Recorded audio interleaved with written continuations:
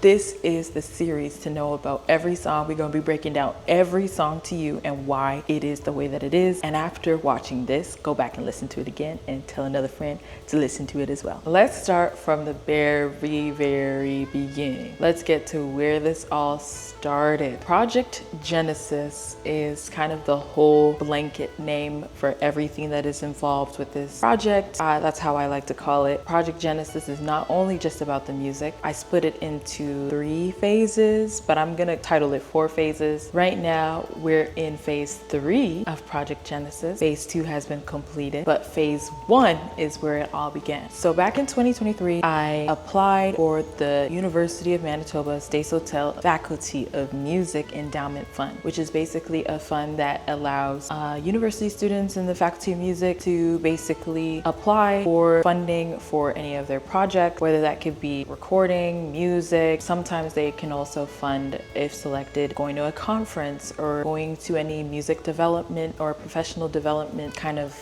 activities. Basically, if it's going to be in benefit of you as a musician and in your art and in your craft, you might be selected to do that. And they have like different cohorts and different seasons where you can apply for it. And I wanted to apply for it because in my mind, I had this brewing project of wanting to take everything that I've learned over the years of my life since I was young all the way up until university and learning music. I kind of wanted to mesh all the genres that I grew up with and kind of make a project that represents my journey as an artist from where I began all the way till now. So that's how Project Genesis came to be. So for Project Genesis, I believe that it represents my musical journey, and I think it also represents me and a new chapter in my musical journey. It started off as 4 songs, 4 originals of mine, but then obviously ended up becoming 5 originals, which we'll get to later on. The main inspiration for this whole project was taking things from my roots, taking things from my upbringing and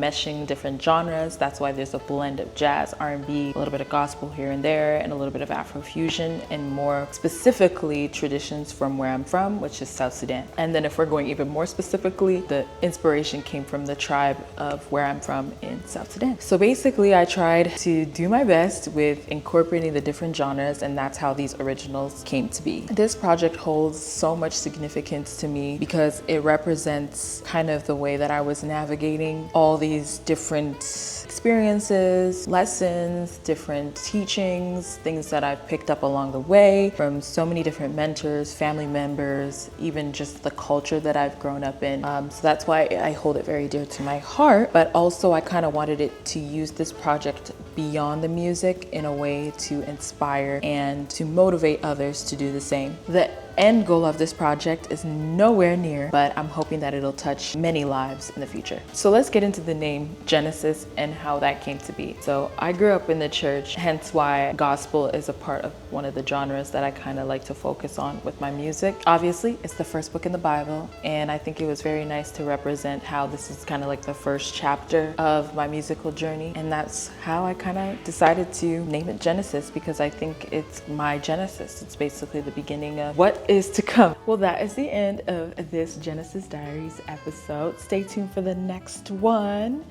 Please like, comment, share, and subscribe, and we'll see you soon. Much love. Injia.